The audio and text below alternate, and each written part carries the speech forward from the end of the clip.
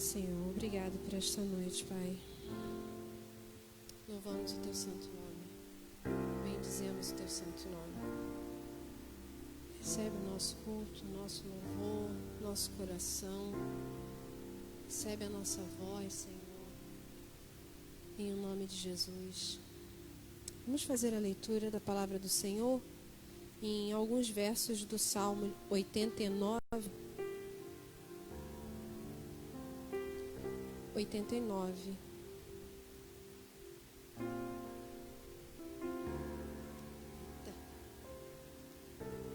É aqui embaixo, tá dando tiro.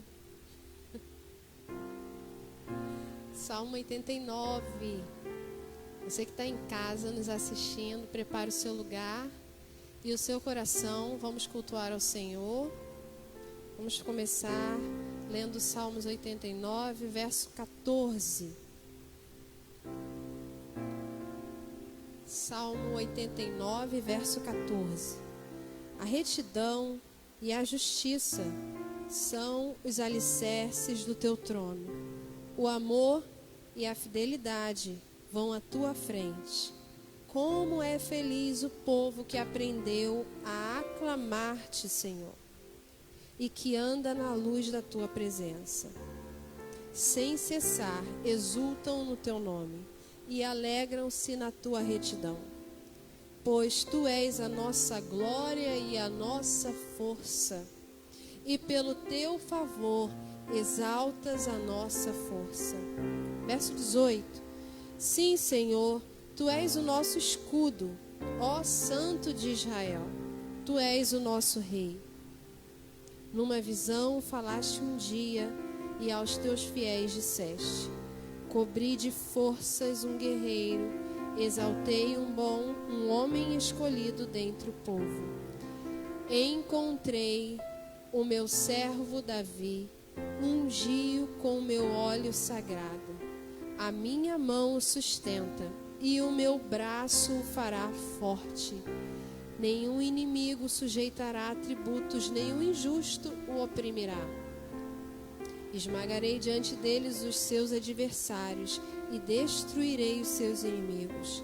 A minha fidelidade e o meu amor o acompanharão, e pelo meu nome aumentará o seu poder. Amém? Obrigada, Senhor, pela tua palavra. Tu és Deus forte e poderoso que nos impulsiona a continuar e a caminhar e nos dá também condições para isso. Obrigada, Senhor. O seu amor é eterno e poderoso.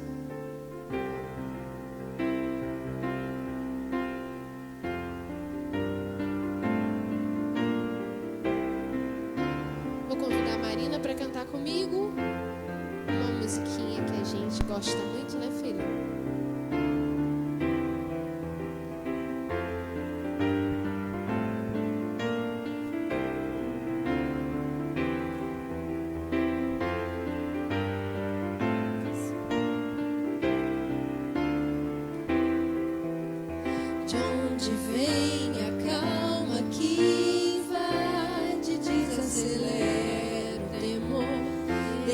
Vir os sonhos, abre caminhos para seguir. Se é tão longe, não precisa pressa. O vento é quem leva. Uma voz que soa dentro do peito diz que o amor lança fora o medo.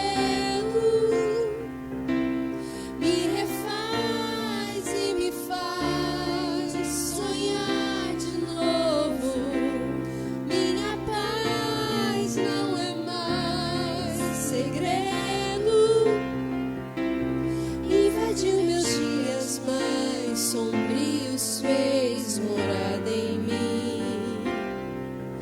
O amor,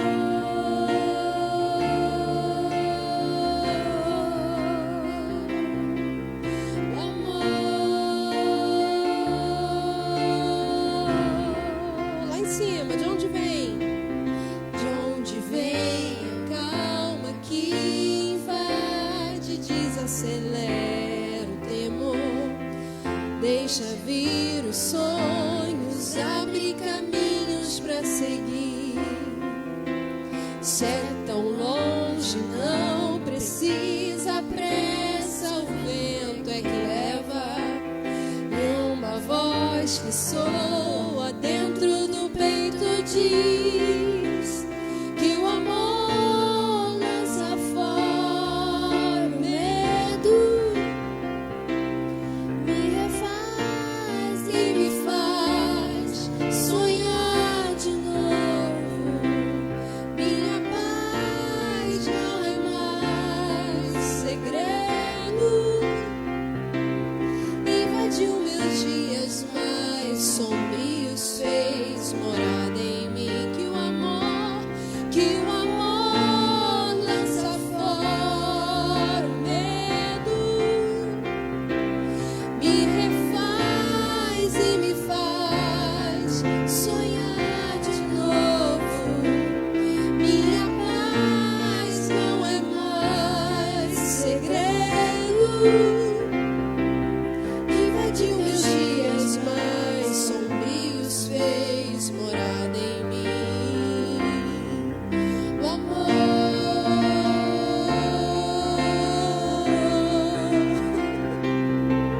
o amor, o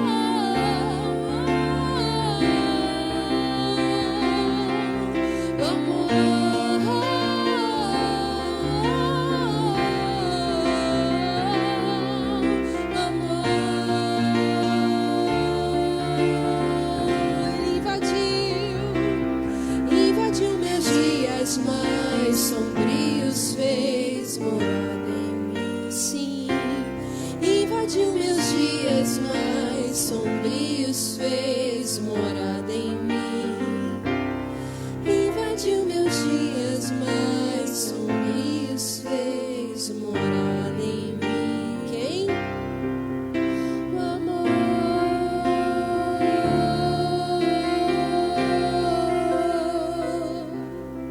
o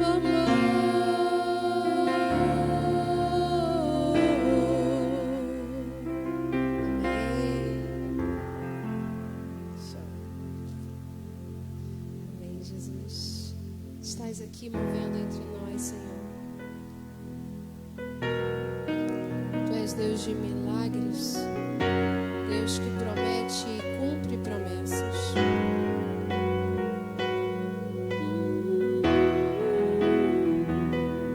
Cremos sim, Senhor, cremos que estás aqui. Estás aqui, movendo entre nós. Te adorarei, te adorarei. Estás aqui, mudando destinos. Te adorarei, te adorarei. Estás aqui operando milagres. Te adorarei, te adorarei. Estás aqui transformando nossas vidas. Te adorarei, te adorarei. Meu Deus é Deus de milagres, Deus de promessas, caminho no deserto, luz na escuridão. Esse é quem tu és, sim. Meu Deus é Deus de milagres, Deus de promessas, caminho no deserto, luz na escuridão. Esse é quem tu és.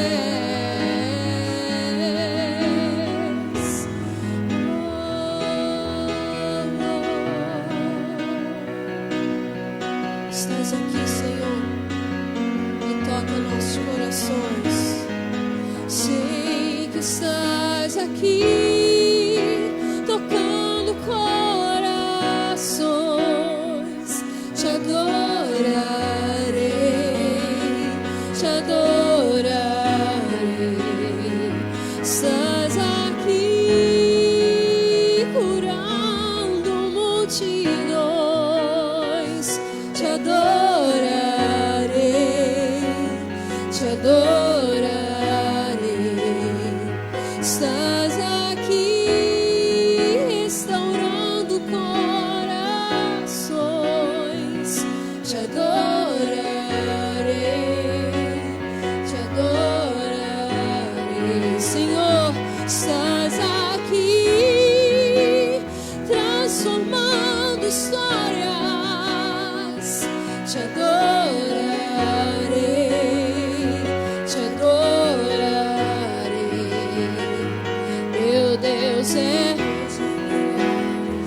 Deus de promessas, caminho no deserto, luz na escuridão. Esse é quem tu és. Meu Deus é Deus de milagres, Deus de promessas, caminho no deserto, luz na escuridão. Meu Deus, esse é quem tu és.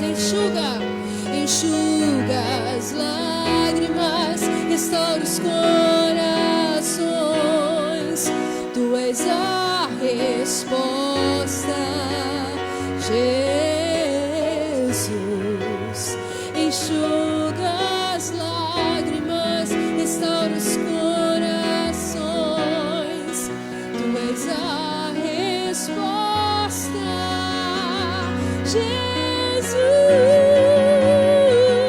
Meu Deus é Deus de milagres, Deus de promessas, caminho no deserto, luz na escuridão. Meu Deus, esse é quem tu és. Deus de milagres, caminho no deserto, luz na escuridão. Meu Deus, esse é quem. Meu Deus é Deus de milagres, Deus de promessas, caminho no deserto, luz na escuridão. Sim, meu Deus, esse é quem tu és. Meu Deus é Deus de milagres, Deus de promessas, caminho no deserto, luz na escuridão. Meu Deus, esse é quem tu és.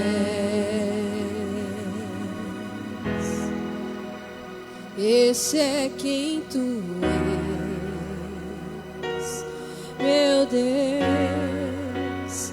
Esse é quem tu és, Deus, Deus de milagres, Deus de promessas, caminho no deserto, luz na escuridão. Esse é quem tu és, esse é quem tu és. Deus de milagres, Deus de promessas, caminho no deserto, luz na escuridão.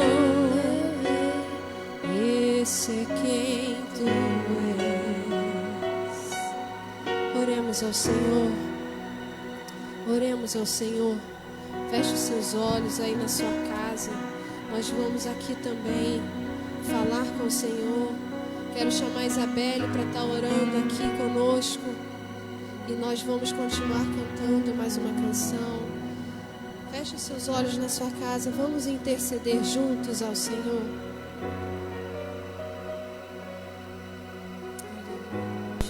Senhor, nós estamos aqui, ó Pai, para receber mais de Ti. Limpa o nosso coração, a nossa mente, que tenhamos uma vida que realmente seja para glorificar o Teu nome. Tudo que fizermos, ó Pai, seja para Te glorificar. Que a nossa família seja uma família que Te sirva, Senhor, com todo o amor, com toda a dedicação e temor. Nos dê esse desejo, Pai. Molde nossos corações à Tua vontade. Que a nossa maior vontade seja de fazer aquilo que o Senhor quer para nossas vidas. Mude as nossas vidas a cada dia mais para nos parecermos contigo, ó Pai. Tire de nós aquilo que te afasta de Ti, aquilo que não convém, aquilo que não se adequa à Tua palavra, que não está alinhado com a Tua vontade, meu Deus. Nos ajude, ó Pai, que tenhamos uma vida que realmente se preocupe em fazer a Tua vontade, que se dedique às coisas do Senhor em primeiro lugar do que qualquer outra coisa, que possamos confiar no Senhor e não confiar na nossa própria força, na força do nosso braço, porque nós não temos nada que se não for o Senhor, Pai. O Senhor é tudo para nós e que seja isso cada vez mais verdade em nossas vidas. O Senhor seja a prioridade, o primeiro, Pai. O primeiro que a gente deve pensar ao acordar e agradecer ao Senhor por tudo. Ter um coração grato a Ti por tudo que o Senhor faz, por tudo aquilo que o Senhor é. Mais do que aquilo que o Senhor pode fazer, mas por quem o Senhor é. Muito obrigada por tudo, Senhor. Abençoe o nosso culto, que o Senhor receba, que seja de todo o nosso coração. possamos te adorar realmente em espírito e em verdade, Pai. Não seja só da boca para fora, mas que seja uma verdadeira adoração, aquilo que vem de dentro, Pai, aquilo que vem de uma forma genuína para o Senhor. É isso que te pedimos e já te agradecemos. Amém.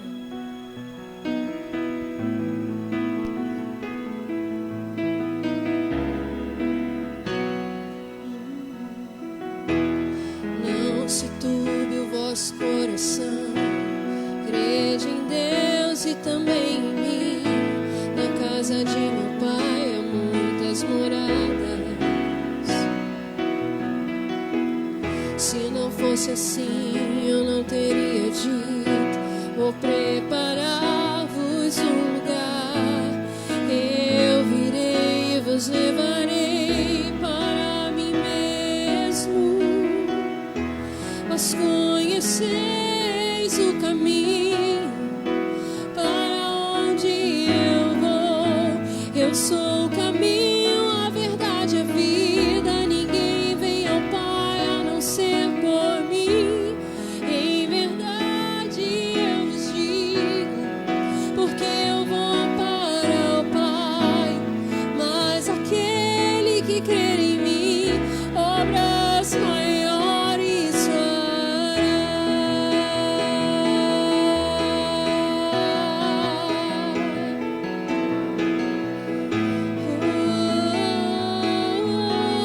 Quero sim, quero te amar mais, Senhor. Quero te amar mais, Senhor. Peço a ti. Quero te amar mais, Senhor. Quero te amar mais, Senhor.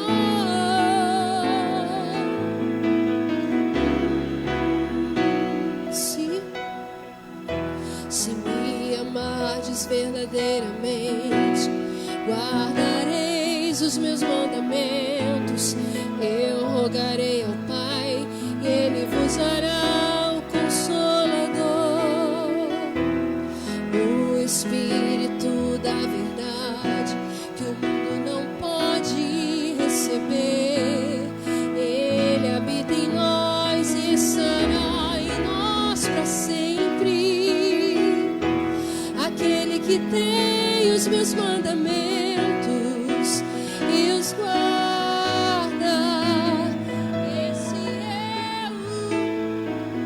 esse é o que me ama. E se alguém me amar, será amado do meu Pai. Eu também o amarei e me manifestarei a Ele.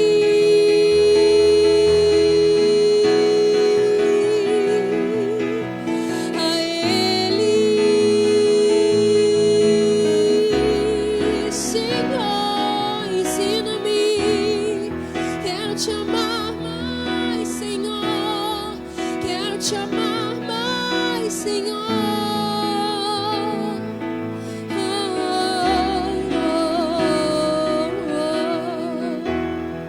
Quero te amar mais, Senhor. Quero te amar mais e mais e mais.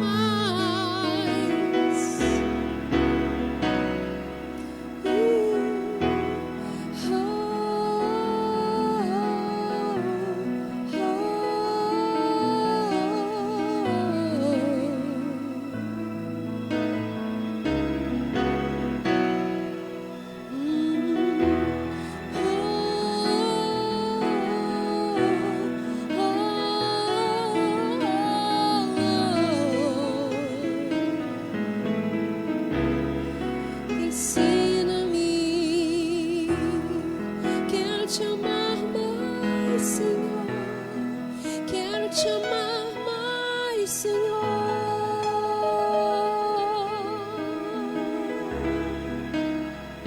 Essa é a nossa oração, Senhor, e a nossa canção. Queremos, ensina-nos a te amar mais. Aleluia.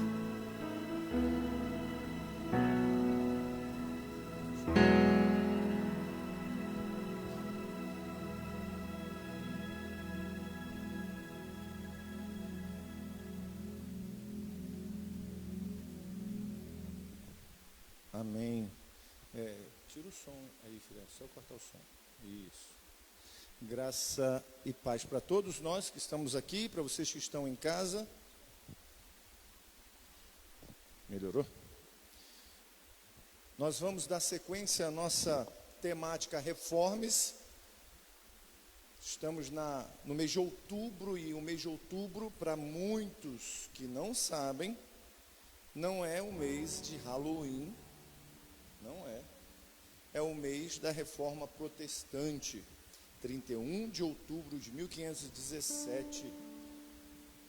Nosso amado irmão Martinho Lutero estava fixando as 95 teses sobre justificação na catedral, no portal, no lugar onde se colocava todas as teses e antíteses da catedral de Wittenberg, do castelo de Wittenberg. E às vezes você pode se perguntar o que isso tem a ver ao que aconteceu há 500 e quase 503 anos atrás com o que nós estamos vivendo hoje, e qual a relevância disso para os dias de hoje. Total relevância. Total relevância. Se nós analisarmos e percebermos que estamos vivendo um tempo tão contraditório à fé, tão conturbado, precisamos voltar os nossos olhos para os pilares que sustentam a nossa fé, para aquilo que fortalece a nossa fé, para aquilo que nos coloca alicerçados em algo que não nos arranque a esperança. Então hoje nós vamos dar sequência a essa temática Reforme-se, com o tema Solus Christus. Em Cristo somente há salvação. Somente em Jesus há salvação.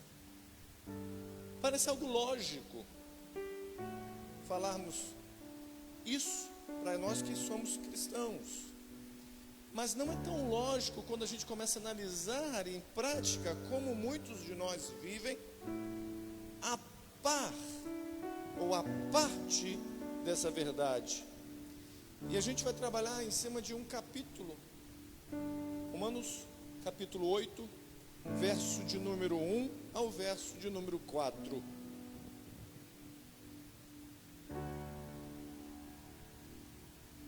Romanos capítulo de número 8, verso de número 1 ao 4.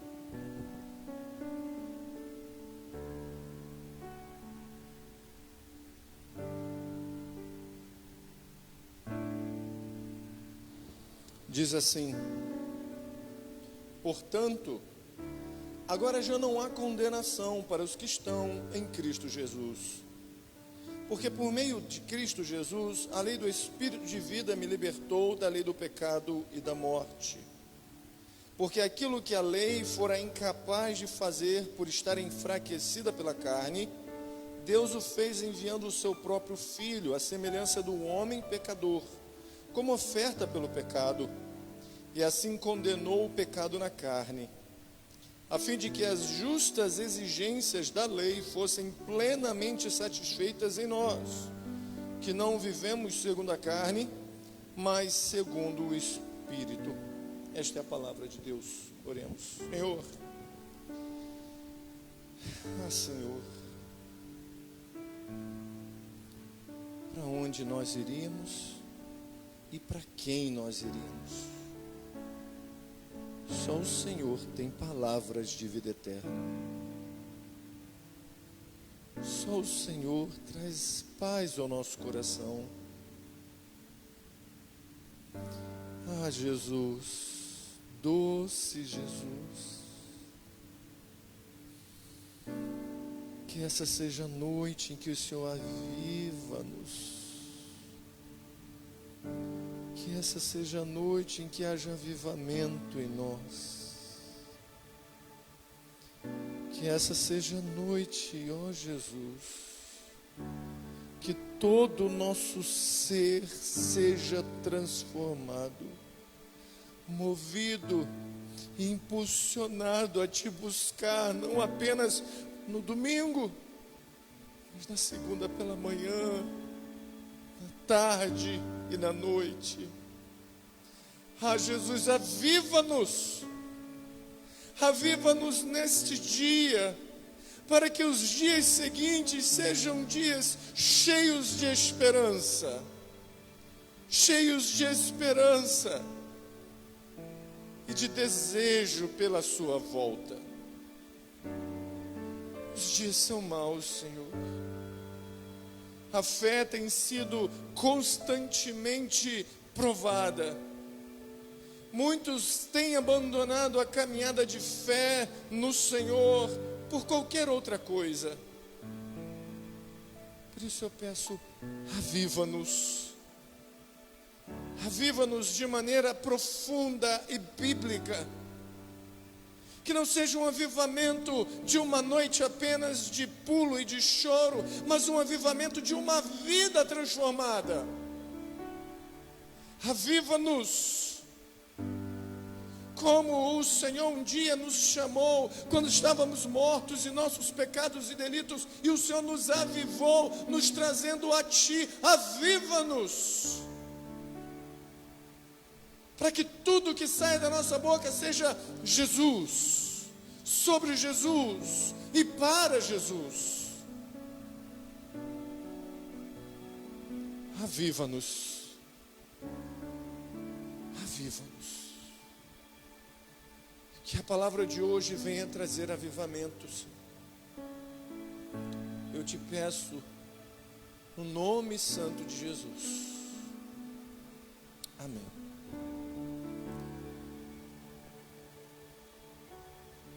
Todo mundo tem uma tábua de salvação. Todas as religiões e até as não religiões que as pessoas venham a ter, todas as pessoas têm uma tábua de salvação. Os materialistas colocarão sua salvação na ciência, no cientificismo.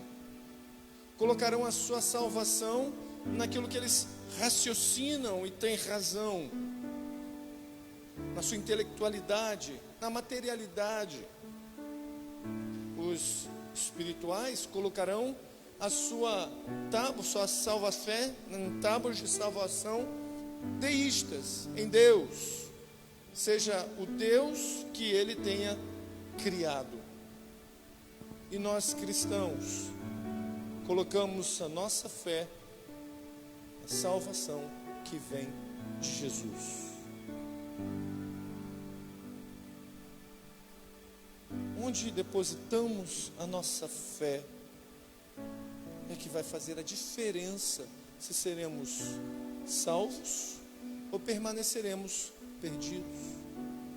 A nossa fé pode ser forte e robusta, mas se o objeto da nossa fé não for Jesus, permaneceremos perdidos. A nossa fé pode ser fraquinha, raquítica, deficiente, mas se o objeto da nossa fé for Jesus, encontraremos a salvação. Como estamos no mês da Reforma Protestante, eu quero falar sobre essa doutrina reformada muito cara aos reformadores. Solos Cristo, somente Cristo e mais nada. Não é somente Cristo e mais alguma coisa, mas a salvação vem pela fé somente, em Cristo somente e mais nada. Por isso, o texto que nós lemos, destacaremos 4 pontos. 4 pontos. O desespero, o Salvador, o ato suficiente e a salvação através da fé somente em Jesus Cristo apenas. Veja o verso de número 1 do capítulo 8. Portanto, agora já não há condenação para os que estão em Cristo Jesus. E aí eu quero destacar 3 palavras. 3 palavras. Portanto, agora não há condenação. Portanto, exige uma pergunta. Que pergunta? Que ideia Paulo está pegando aqui e que ele discutiu anteriormente em seu livro, visto que portanto, é uma conjunção conclusiva, ou seja, logo, consequentemente, alguma coisa acontece. Paulo está aqui fazendo o uso ou a conclusão de algo que ele introduziu no capítulo 5. Ele vem no capítulo 5, 6, 7, até chegar em 8, desenvolvendo um raciocínio acerca dessa coisa terrível que é a condenação. Para quem estuda direito, sabe que antes de chegar à condenação há várias apelações. No caso do Senhor Jesus, só existe uma apelação. Deus já é o STF da nossa vida, primeira e última instância. Então, quando Paulo diz, portanto, esse portanto tem a ver com a ideia de um assunto que ele introduziu no capítulo 5, no verso 12, ao dizer, portanto, da mesma forma como o pecado entrou no mundo por um homem, e pelo pecado a morte, assim também a morte veio a todos os homens, porque todos pecaram. Pois antes de ser dada a lei, o pecado já estava no mundo, mas o pecado não é levado em conta quando não existia a lei. Todavia a morte reinou desde o tempo de Adão até Moisés, mesmo sobre aqueles que não cometeram pecado semelhante à transgressão de Adão, o qual era um tipo daquele que haveria de vir. Entretanto, não há comparação entre a dádiva e a transgressão. De fato, muitos morreram por causa da transgressão de um só homem, mas a graça de Deus, isto é, a dádiva pela graça de um só, Jesus Cristo, transbordou ainda mais para muitos. Não só pode comparar, ou não se pode comparar a dádiva de Deus com a consequência de um pecado de um só homem. Por um pecado veio o julgamento que trouxe a condenação. Por causa de um homem, por causa de Adão, todos nós fomos considerados pecadores. Por causa de um homem, todos nós fomos considerados como aqueles que estão fora do relacionamento com Deus. E não bastasse o pecado de Adão, ainda tem os nossos próprios pecados. E a palavra por próprio, Paulo vai dizer que o pecado faz separação entre Deus e homens. É uma ideia muito abstrata para a gente que vive no ocidente de um país cristianizado, a ideia de que, poxa, o que é viver sem Deus? Porque a gente escuta sobre Deus desde que a gente nasce. Mas num país onde não se fala sobre o Deus relacional, de um amor que se entrega, ter a ideia da ausência de Deus para aquele que já conheceu a verdade é algo absurdo. É um absurdo. Como assim?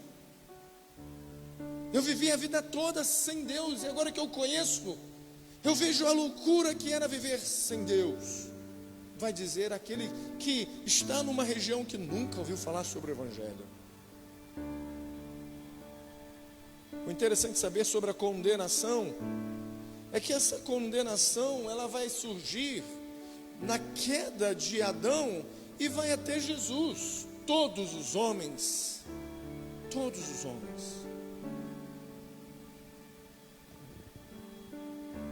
Essa condenação é uma condenação justa, porque Deus é santo e o homem, sendo pecador, não pode coabitar com o mesmo. Então é justo da parte de Deus que condene o pecador, que leve o pecador a experimentar a sua ira divina, que leve o pecador a ser lançado no inferno. É justo da parte de Deus. Então, quando ele diz, portanto, no capítulo 1, versículo 1, ele está vindo dizendo sobre isso. Olha, a condenação que veio por causa da queda de Adão e pelos nossos próprios pecados, é algo que vem da justiça de Deus. É justo que nós venhamos sofrer. Mas há algo que acontece depois que Cristo é inserido na equação. Alguma coisa muda quando Cristo é inserido nessa equação. a condenação passa a sofrer algo. E aí vem o não há condenação. E eu vou, ao invés de falar sobre o agora, vou falar sobre o não há condenação. Com uma pergunta. A não condenação significa que houve um período de condenação antes disso? Sim. Se não há condenação agora, é porque antes havia condenação. Antes havia um peso sobre a vida do ser humano, conduzindo a experimentar a morte. De Adão a Cristo, todos estavam condenados debaixo do pecado, todos eram culpados.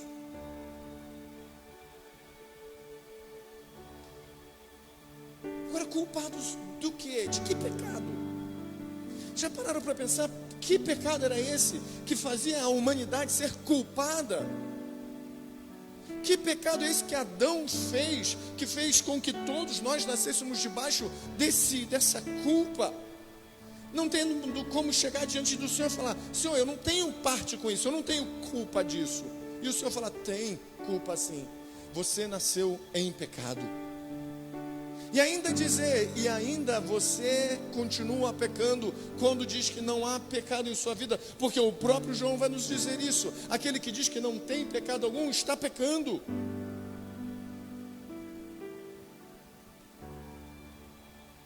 Somos culpados da rebelião contra Deus. Somos culpados porque Adão se insurge contra a vontade de Deus. Ele opta por ouvir a voz da sua esposa e da serpente, ao invés de estar com o que Deus disse: Adão, você pode comer de tudo, até a árvore da vida, só não coma da árvore do conhecimento do bem e do mal. Mas ele se sujeita a rebelar-se contra Deus. E não é isso que a gente tanto faz? Quando o Senhor nos mostra a sua palavra sobre como devemos viver, sobre como devemos agir, e a gente faz o oposto do que ele diz, desrespeitando o pai, desrespeitando a mãe, pecando, adulterando, traindo, roubando, furtando, idolatrando, nos rebelamos contra Deus, nos colocamos em inimizade contra Deus, somos culpados como povo disso. Ah, mas o que há? Qual o problema de fazer isso?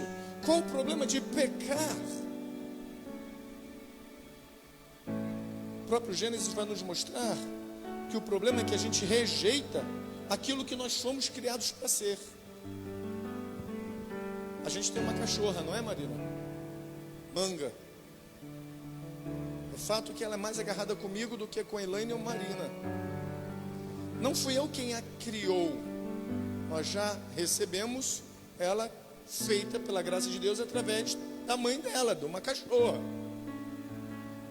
Mas ela é muito apegada, e a gente orienta, a gente ensina, a gente faz as coisas, e quando ela faz alguma coisa que é errado, ela recebe um castigo.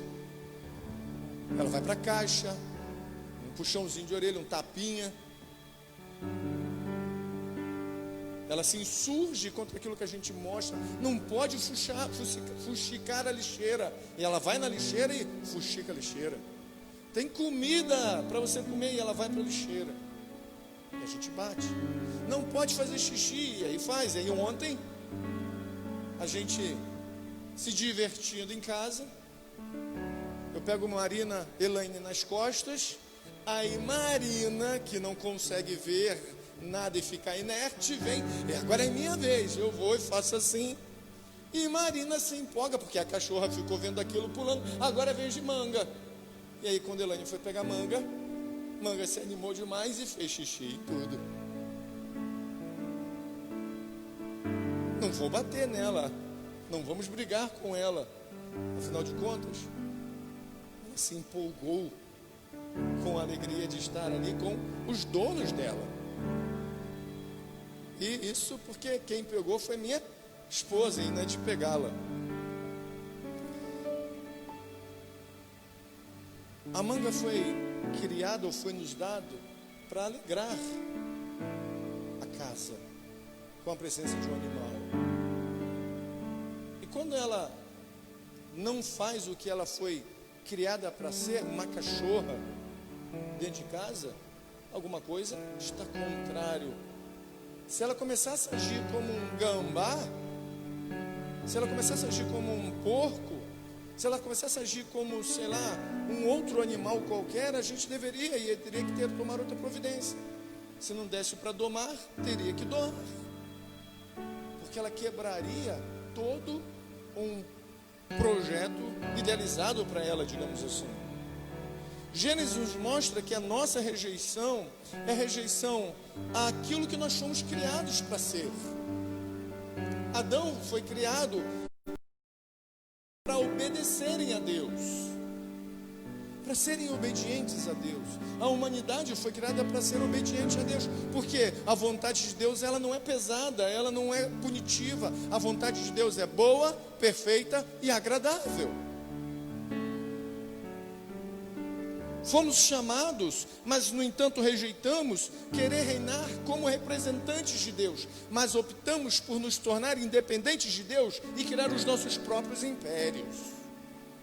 Queremos trabalhar para nós mesmos, sob a desculpa de estar às vezes trabalhando para Deus. Nos rebelamos contra um relacionamento de intimidade com Deus. Parece que a gente só gosta de se relacionar com quem nos favorece alguma coisa, sentimentalmente, tativelmente, fisicamente. Como a gente não consegue ver Deus, o nosso relacionamento com Deus passa a ser difícil.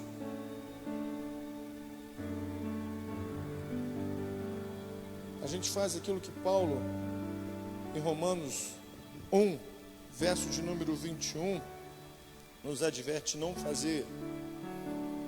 Porque tendo conhecido a Deus, não glorificaram como Deus, nem lhe renderam graças, mas os seus pensamentos tornaram-se fúteis, e o coração insensato deles obscureceu-se. Negaram quem Deus é. O resultado deste pecado é que fomos deixados em uma situação sem esperança. Se rejeitamos Deus, se somos desobedientes a Deus, se queremos viver uma vida sem Deus, há uma condenação. E se há uma condenação, que esperança temos de uma vida melhor na eternidade? Nenhuma. Você estuda direito, não é isso? Imagina que você é advogado, defensor de alguém que realmente fez um crime, cometeu um crime. Mas você, como advogado, vai tentar tirá-lo dessa situação. Mas o juiz tem todas as evidências, todas as provas. Ele vai fazer todo aquele procedimento, o julgamento, e o promotor, ou melhor, o promotor tem todas as provas e evidências que mostram o juiz, e que vendo o juiz diz outra coisa senão está condenado. E aí o seu cliente não tem nenhum direito de ser absolvido, porque ele não está no Brasil. Está sendo julgado em um país onde a lei é levada a sério, onde não existe se fizer isso, ou se tiver isso, pode ser absolvido. Esse sujeito vai ser condenado à cadeira de morte, ou vai ser condenado à sentença de morte, ou vai ser condenado a vida toda na prisão. E se ele é condenado naquele lugar, naquela região, se é na Alemanha, na Rússia ou na Sibéria, ou se é nos Estados Unidos, e condenado sem nenhuma forma de ser ou ter uma condicional, ele vai viver uma vida sem esperança. Que esperança ele vai ter? Ele está condenado a vida toda a ser uma prisão perpétua. Ele está condenado daqui a 10 anos passar por uma injeção letal. Ele está condenado daqui a 10 anos passar por uma eletrocução, ou para decapitação, ou para um tiro, ou o que for. Que esperança ele vai ter nessa vida? Nenhuma. Assim éramos nós, sem Cristo. Que esperança teríamos se diante das evidências de que somos pecadores, de que somos transgressores, de que negamos a vida com Cristo, com Deus, Deus tendo todo o nosso profile, todo o nosso perfil, podendo dizer, eu tenho as provas, as evidências, não tem como você voltar, olhe o seu crime, veja o seu crime, veja o seu crime, a gente viveria uma vida sem esperança. Para que viver? que muitos ateus matam-se, suicidam-se, por dizerem: não há uma vida futura, não há nada que me espere, então para que viver? Eu vou morrer,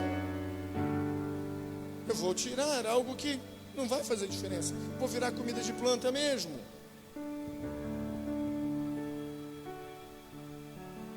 O pecado nos leva a essa condenação e a essa falta de esperança.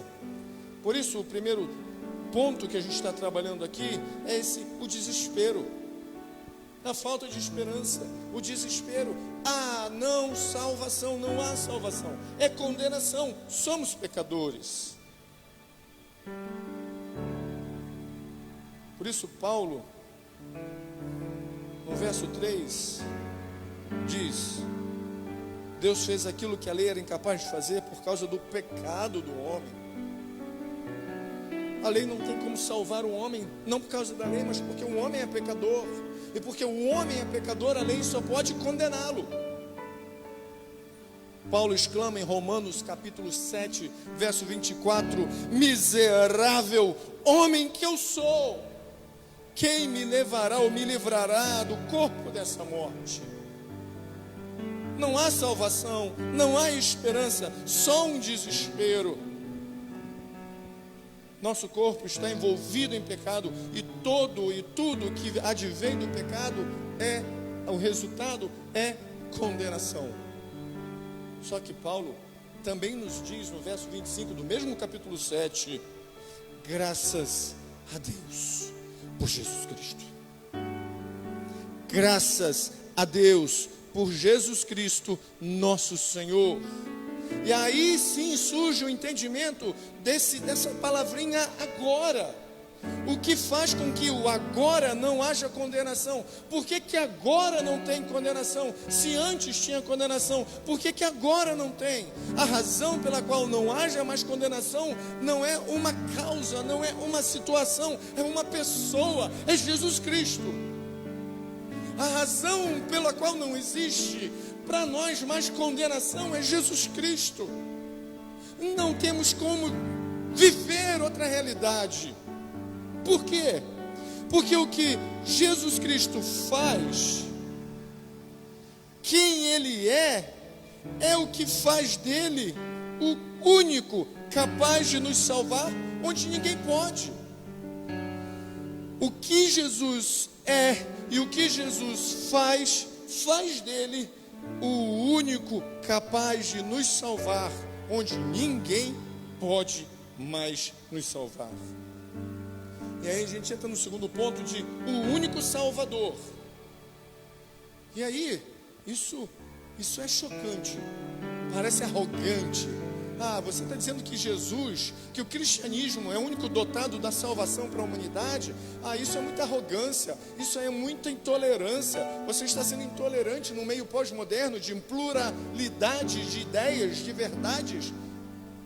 Mas calma aí. Eu creio na palavra, na Bíblia. E a experiência individual com Cristo me leva a essa realidade, essa verdade de convicção plena, que só existe um Salvador, em toda a história da humanidade, um Salvador, pelo qual pessoas morreram e se entregaram, e dão sequência a alguém que não prometeu riquezas nessa terra, que não prometeu virgens no céu, que não prometeu uma vida de abundância profunda nessa terra, mas perseguição, morte, injúrias. Somente alguém que tem experiência com Cristo pode ter a identidade transformada com Cristo para dizer: Ele é o único Salvador. Porque aquilo que a lei fora incapaz de fazer por estar enfraquecida pela carne, Deus o fez enviando seu próprio Filho. Nosso pecado é um grande problema com Deus. Por quê? Porque Deus nos criou, nós nos rebelamos contra Deus, e Ele tem um direito de nos condenar. Mas é somente Ele também que tem o poder de nos perdoar e salvar. E aí você imagina na cabeça de um ser humano um conflito. eu condeno, mas eu tenho poder para salvar. Como que Deus pode ser isso? Um Deus que pode ter ira e amar ao mesmo tempo? Sim. Porque a nossa mentalidade é uma mentalidade advinda da queda do homem, é muito limitada para compreender a profundidade de um Deus que pode irar-se contra o pecador e ao mesmo tempo dizer: eu amo e resgato o pecador. Só Deus pode fazer isso. Isaías 43:11 diz: eu mesmo sou o Senhor, e além de mim não há salvador algum. Mas o nosso pecado não é apenas um grande problema com Deus, o nosso pecado também é um problema com a humanidade. Não conseguimos manter a lei do Senhor e por isso pecamos contra os homens. Não conseguimos manter a lei do Senhor, por isso roubamos, nos tornamos corruptos, por isso cobiçamos, por isso matamos. Não temos condições de alcançar a justiça de Deus por nossas obras. Nós precisamos de alguém que possa, alguém que faça por nós, alguém que viva a vida de perfeita obediência para que alcancemos as bênçãos de Deus, porque nós não conseguimos. De repente a gente pergunta: mas por que Deus não faz isso então? Se era necessário que... por que Deus não veio e fez logo isso tudo? Olha, vocês não vão conseguir, eu vou fazer isso, pum, pronto, vocês estão perdoados. Porque não faria sentido. Se pelo pecado de um homem entrou, pela transgressão de um homem entrou o pecado no mundo, pela própria ação de um homem tem que entrar a salvação. Tem que haver esse paralelo. Não pode ser o homem pecou e Deus vem e pronto, resolveu. Deus, Ele é justo. E seria injustiça aos olhos dele próprio dizer: olha, eu não enviar o meu filho para experimentar e viver e mostrar para vocês que é possível. Seria injusto da minha parte. Ele entrega, Ele lança, Ele envia o seu filho. Deus não faz direto, porque só faria sentido se quem fizesse tudo isso andasse justo, reto, em perfeita obediência a Deus, tivesse as mesmas limitações que nós temos. Jesus teve as mesmas limitações como homem, mesmas fraquezas, foi tentado em tudo, mas não caiu em nenhuma das tentações. Fome, teve sede, teve exaustão, ficou cansado, sensível às tentações e às provações. Deus precisava de alguém que fosse possível e passível de fracassar. Por isso, precisava de um homem, porque um homem pode fracassar, Deus não fracassa. Um homem pode tropeçar, Deus não tropeça. Deus precisava de alguém de nós. E aí eu falo com muito cuidado quando digo Deus precisava de alguém de nós. Não é fazendo a ilusão de que muitos hoje dizem: Deus precisa de você para continuar a obra. Não, Deus não precisa da gente para continuar a obra. Deus pode enviar os anjos dele. O contexto que eu estou dizendo aqui é que Deus precisava, para que a sua justiça fosse plena e perfeita, de alguém que se encaixasse como um homem sensível a todas as tentações, provações, fome, fraqueza, e que pudesse fracassar na sua vocação. Jesus, totalmente humano, verdadeiramente humano. Jesus é esse que foi e é verdadeiramente homem. Não apenas verdadeiramente homem, verdadeiramente Deus.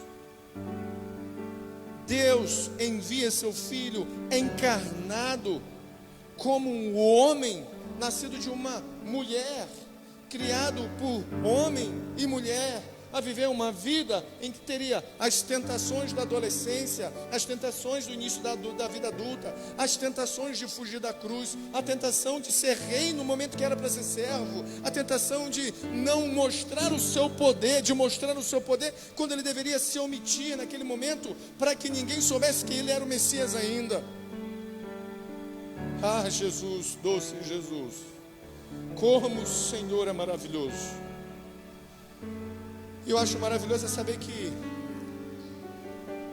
como um homem, Jesus não se encaixaria como pecador. Como Marina, como Pink, Elaine, Felipe, como Jesus não se encaixaria como um pecador nascido nessa terra, se todos pecaram. Se a gente olhar a história da Bíblia, de Adão a Jesus, ou de Gênesis a Apocalipse, apenas dois homens não tiveram um nascimento pecaminoso, fruto da queda.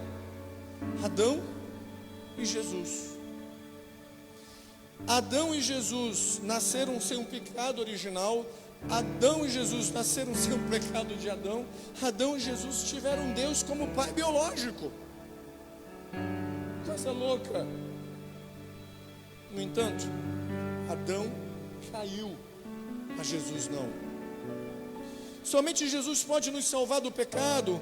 E Jesus, que foi conosco, também agiu por nós.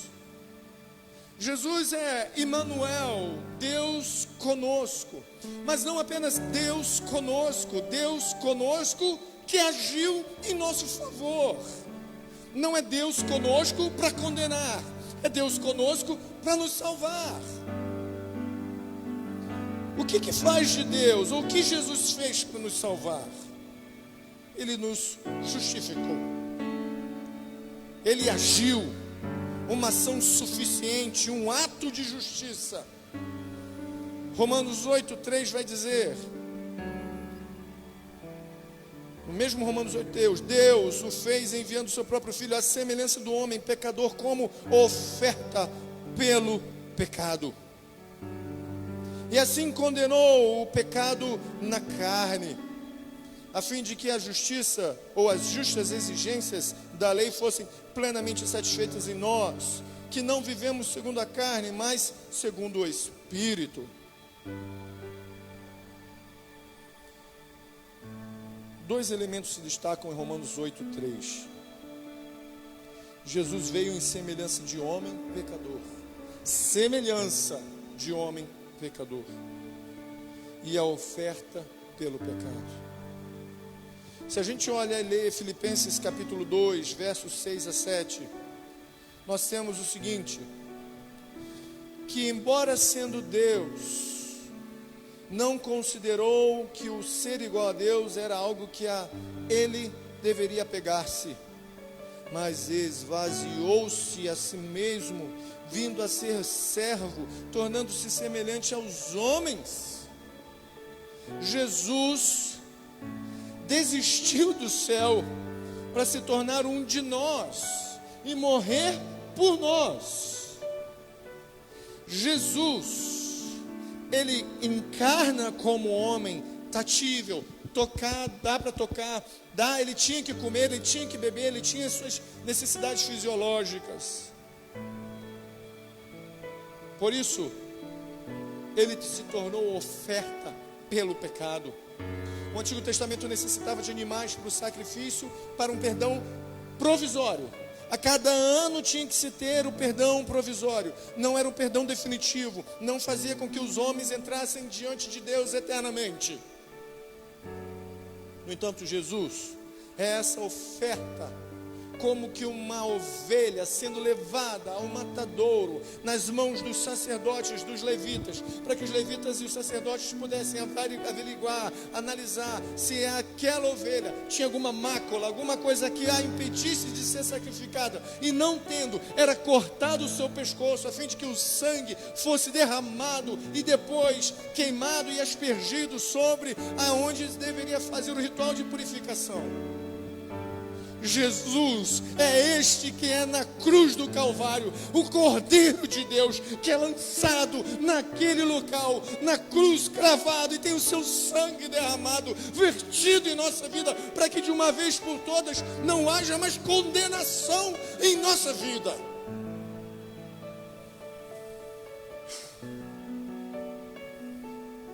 Por causa de Jesus entramos no santo lugar, de uma vez por todas, com toda a ousadia, podemos estar diante de Deus e dizer: Pai.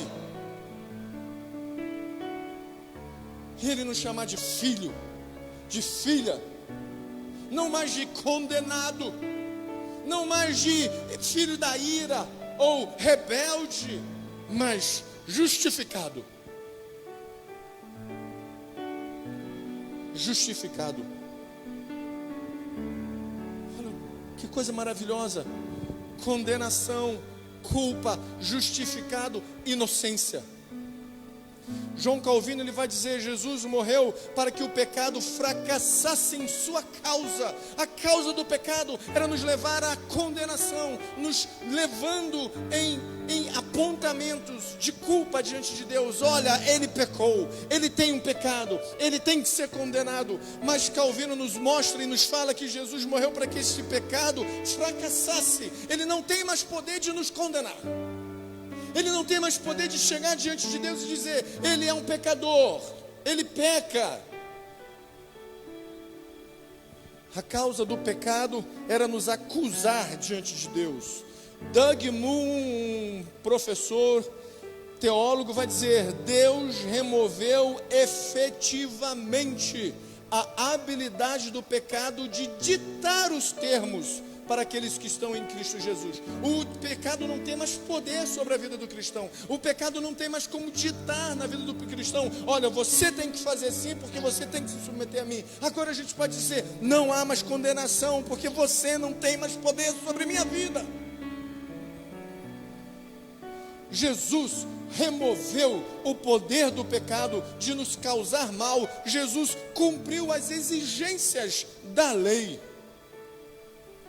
O ato de Jesus vir em carne, viver uma vida de perfeita obediência e morrer para o pecado como nosso substituto, em nosso lugar, é o ato de justiça que leva a justificação para todos os homens, que Romanos 5 vai dizer. Jesus diz diante do Pai: olha, Pai, estes não têm mais culpa, são inocentes, porque eu recebi na cruz do Calvário a culpa deles, o pecado deles, e transferi a minha inocência, a minha santidade para eles. É o que a gente chama de dupla imputação na teologia. A gente recebe a santificação de Cristo quando Cristo na cruz se entrega e Cristo recebeu os nossos pecados, daqueles que morreram antes de Cristo, daqueles que morrem durante o período de Cristo e daqueles que estão morrendo e morrerão até a vinda de Cristo. O ato suficiente, com significado suficiente, que é suficiente para fazer o que foi pretendido fazer, nos livrar da condenação de Deus, nos justificar diante de Deus e nos ganhar a vida eterna. É nesse ponto que os reformadores viram a necessidade de afirmarem: solos Cristos. Somente Jesus. Somente em Jesus há salvação.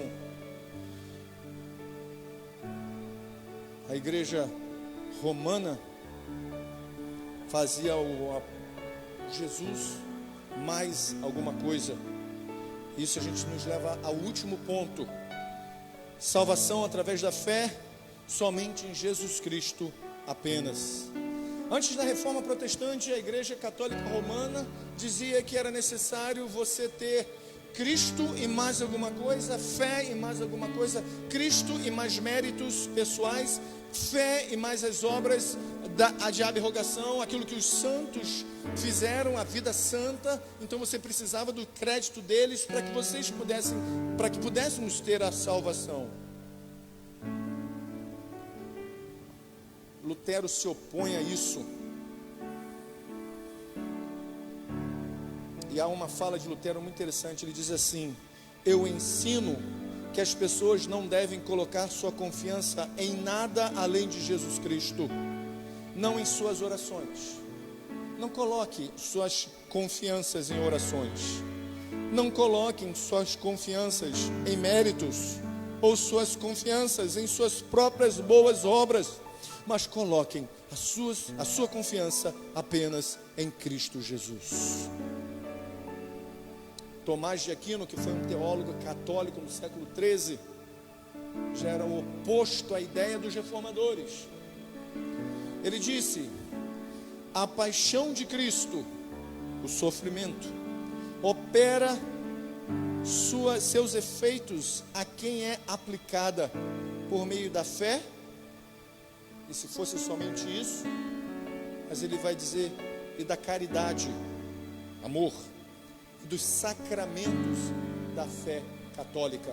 E só para a gente entender, os nossos sacramentos protestantes são batismo e ceia. Os sacramentos católicos são 7. Você vai ter batismo, crisma, que é a confirmação, eucaristia, a ceia, reconciliação, a penitência, a unção dos enfermos, a ordem e o matrimônio, o casamento.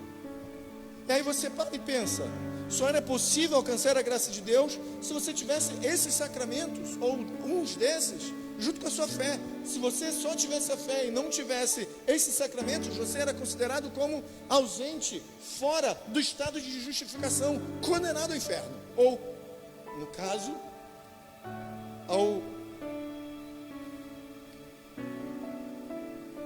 minha palavra não fugiu, purgatório, para purificação.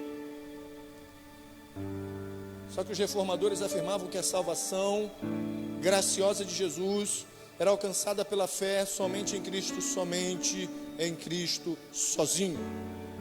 Romanos 8 nos assegura que não há condenação se estivermos em Jesus. Como pode se... Já imaginou se a igreja tivesse o poder de nos condenar simplesmente porque nós não fôssemos batizados ou se nós não tivéssemos nos confessado? Como seria a nossa vida? Terror. Meu Deus, eu não me confessei hoje, eu tenho que ir lá, senão eu vou perder a salvação. Eu não confessei esse ano, eu não me batizei, eu não fiz esses rituais aqui, eu vou para o inferno, eu vou para o purgatório, eu vou para onde? Seria uma vida de terror, de pavor. A nossa pergunta diária seria: será que estou fazendo tudo o que é exigido para ser salvo? Calvino, mais uma vez, vai dizer: as consciências trêmulas dos piedosos têm uma fortaleza invencível, pois sabem que enquanto permanecerem em Cristo, estão além de todos e qualquer perigo de condenação. Uma vez que estamos livres da condenação por Cristo, nenhum homem, nenhum grupo de pessoas, instituição ou igreja pode tirar a libertação de nossa vida. E eu fecho nossa pregação de hoje. Romanos 8, versículo 34 vai dizer: quem os condenará? Foi Cristo Jesus quem morreu, e mais, que ressuscitou, está à direita de Deus, e também intercede por nós. Quem nos separará do amor de Cristo? Será a tribulação, ou a angústia, ou a perseguição, ou a fome, ou a nudez, o perigo, ou a espada? Como está escrito: por amor de ti enfrentamos a morte todos os dias, somos considerados como ovelhas destinados ao matadouro. Mas em todas estas coisas somos mais que vencedores, por meio daquele que nos amou, pois estou convencido de que nem a morte, nem vida, nem anjos, nem demônios, nem o presente, nem o futuro, nem quaisquer poderes, nem altura, nem profundidade, nem qualquer outra coisa na criação será capaz de nos separar do amor de Deus que está em Cristo Jesus, nosso Senhor. A doutrina de solos Christus, Cristo apenas, somente Cristo, foi ofensivo para a igreja romana no século 16 e 17, e não é diferente hoje. Ela também continua sendo ofensiva hoje. Por quê? Porque temos o pluralismo religioso, temos a teologia liberal, temos a mentalidade pós-moderna. É ofensivo porque sugere que só existe um caminho melhor que todos os outros: Jesus. É ofensivo porque ignora a noção popular de que a verdade é relativa. Não, a verdade é absoluta, é Jesus. A ideia de que cada um crê no que quer e a verdade dele é verdade que ninguém pode questionar. Mentira, a verdade é Jesus e podemos questionar todas as outras. A doutrina de Cristo somente é ofensiva porque é exclusivista. Não há salvação fora de Cristo. Apenas em Cristo Jesus há salvação. E eu fico e fecho com o que Calvino disse: vamos beber o suficiente desta fonte e de nenhuma outra. Jesus. Ah, Jesus. Jesus, Jesus, Jesus. A nossa fonte é o Senhor, a nossa alegria é o Senhor, a nossa salvação vem do Senhor. A salvação não vem do que eu faço, a salvação não vem do que eu deixo de fazer, a salvação vem da ação graciosa de um Deus que enviou o Filho encarnado como homem, a viver como homem, a morrer na cruz como homem, a ressuscitar como homem. E sendo Deus, não abriu mão de viver os sofrimentos de um homem, mas abriu mão da glória de viver como Deus nessa terra, a fim de que nós fôssemos justificados, perdoados e habitássemos agora em plena vida eterna com o Senhor. Ah, Jesus, essa quarentena mostrou muitas realidades, muitas verdades.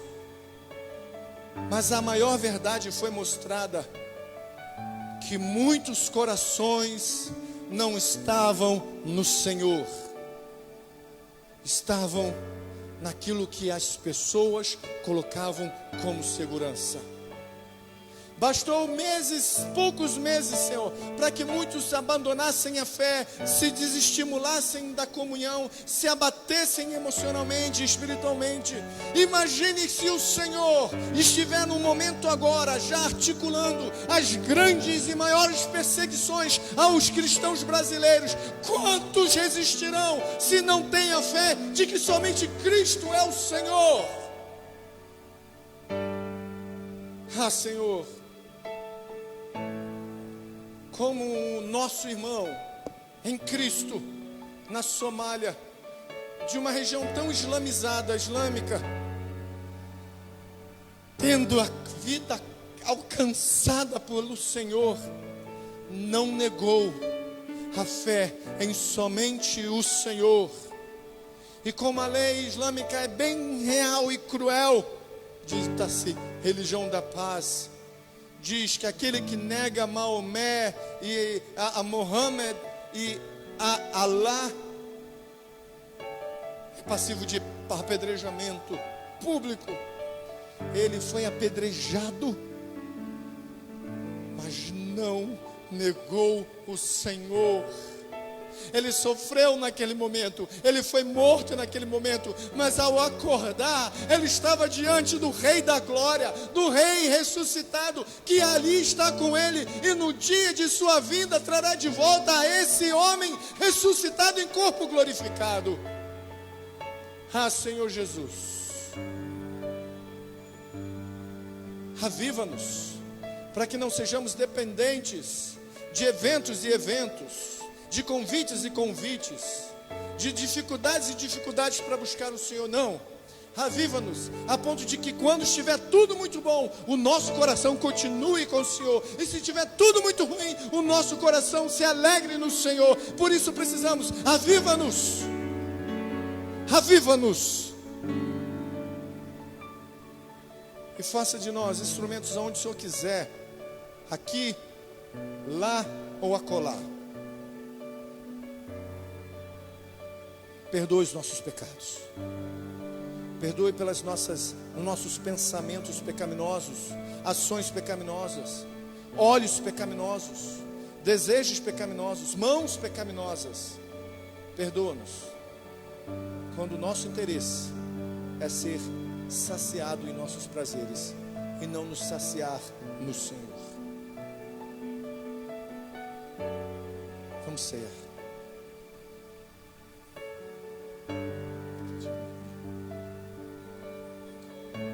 Esse mês, como o mês da Reforma Protestante, estaremos tendo a celebração das ceias todos os domingos. Se você não tem ou nunca viu esse hábito, não se surpreenda. igrejas sacramentais têm a ceia todos os domingos. Embora não sejamos aqueles que têm ceia todo domingo, nesse mês em especial nós estamos tendo. Para que todo domingo estejamos bem concisos e conscientes da importância da comunhão da igreja. Deixa eu orar. Senhor, aqui estão os elementos que representam a carne e o sangue do Senhor. Ah, Senhor Jesus. Ah, Senhor Jesus. O Senhor morreu para que houvesse comunhão entre os seus filhos. O Senhor morreu para que houvesse comunhão entre nós e o Senhor. Que o Senhor nos perdoe quando abrimos mão da comunhão pelo prazer. Nos perdoe quando abrimos mão pelo lucro. Nos perdoe quando abrimos mão da comunhão pelo conforto. Nos perdoe quando abrimos mão por uma série de coisas. Nos perdoe. Que o Senhor nos fortaleça hoje, para que sejamos instrumentos para fortalecer os nossos irmãos a estarem em comunhão, em congregação, em congregamento de fé e certeza que somente em Jesus há salvação.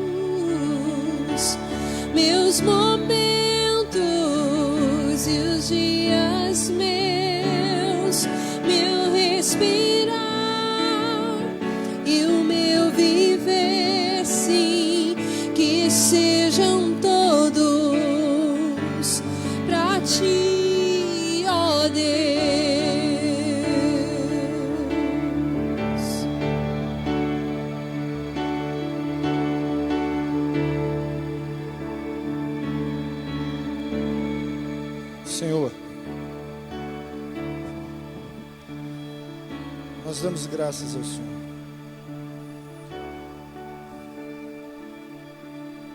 Obrigado, porque o Senhor é o pão que desceu do céu, o pão da vida. Ah, Senhor, obrigado, obrigado, obrigado. Obrigado. Eis-nos aqui, Senhor. Eis-nos aqui. E tendo dado graças, pegou o pão e disse: este é o meu corpo,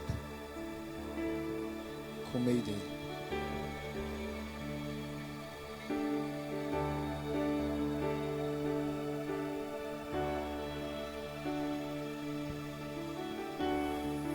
Nós comemos em memória dele. Esse que é digno. Jesus, só o Senhor é digno. Só o Senhor é digno. Só o Senhor é digno. Semelhantemente pegou do cálice e disse: este é o meu sangue que eu derramo em favor de vós como uma nova aliança. É uma aliança que não é feita em pedras, mas entalhada em nosso coração. Uma aliança eterna, onde não há mais condenação, porque estamos agora em Jesus. Obrigado, Jesus, pelo renovo em nossa vida. Obrigado pela confiança que o Senhor nos traz em ter no Senhor a nossa fé, ainda que às vezes fraca, raquítica, encontra no objeto dela toda a força e o resplendor que só pode ser o Senhor Jesus. E aí encontramos a salvação. Bendito seja o Senhor Deus, Criador dos céus e da terra, que nos traz o fruto da vinha, o suco. Tomemos todos.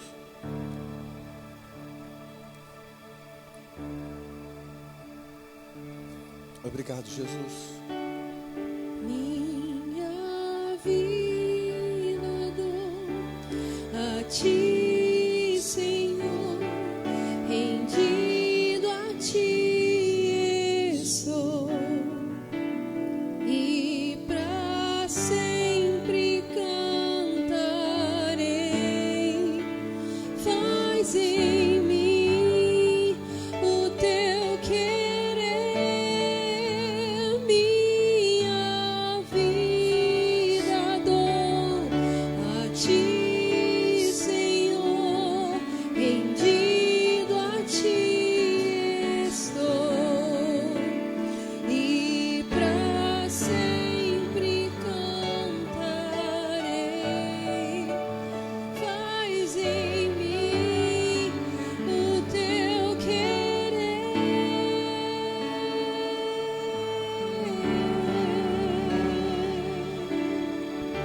Obrigado, Senhor. Obrigado pela dádiva da vida. Obrigado pela oportunidade de cultuarmos o Senhor. Somos poucos aqui, mas cientes e conscientes da importância de que o Senhor é aquele que está aqui. Ah, Senhor, abençoe-nos como indivíduos e abençoe-nos como comunidade. Abençoe os nossos familiares, nossos irmãos, irmãs, pais, mães, filhos e filhas. Abençoe os homens e mulheres que estão servindo ao Senhor nessa cidade e que creem que somente o Senhor e do Senhor vem a salvação. Abençoe os pastores que têm se doado, as pastoras que têm se doado nessa cidade a pregar, meu Pai, a sua palavra. Quantas lutas, quantas dificuldades muitos têm enfrentado, mas do Senhor vem a força, do Senhor vem o revigorar, do Senhor vem o vigor, do Senhor vem a vida, do Senhor vem a fé. Obrigado, Jesus. Que a graça, maravilhosa graça do Deus Pai, aleluia, que o amor selvagem, não domesticável, o amor de Jesus e as ricas e doces consolações, exortações do Santo Espírito seja uma realidade na nossa vida, não somente hoje, não, mas até a vinda do Messias Jesus e para todos sempre. Amém, amém e amém. Aleluia, Senhor, nós bendizemos o teu nome. Aleluia. Glórias, glórias a Ti.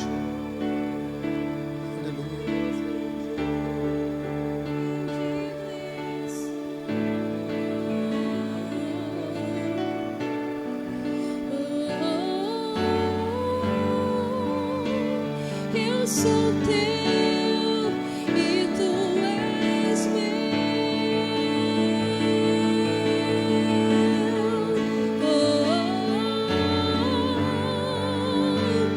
Eis-me aqui, rendido estou.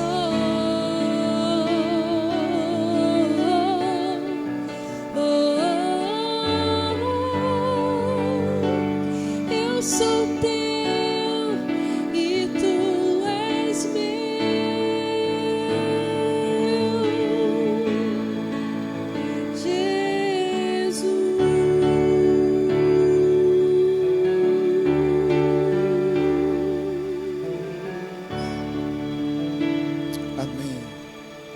Abençoe a cada um de vocês que se encontra em casa, que está assistindo agora ou vai assistir mais tarde. Quarta-feira nós estaremos aqui novamente, dando sequência ao estudo de Juízes, falando um pouquinho, aprendendo um pouquinho sobre a história desses homens que foram instrumentos de Deus para o povo de Deus. Amém? Estaremos também iniciando um tempo de oração na comunidade. Então a gente vai trabalhar e desenvolver isso durante a semana nas redes sociais. Estaremos aqui aos domingos e nas quartas, meia hora antes do culto iniciar, orando ao Senhor, clamando ao Senhor por sua misericórdia, por seu avivamento, por mais dele em nossas vidas. Se você quiser estar conosco orando, será uma bênção. Que Deus abençoe a cada um de vocês fortemente. Tchau.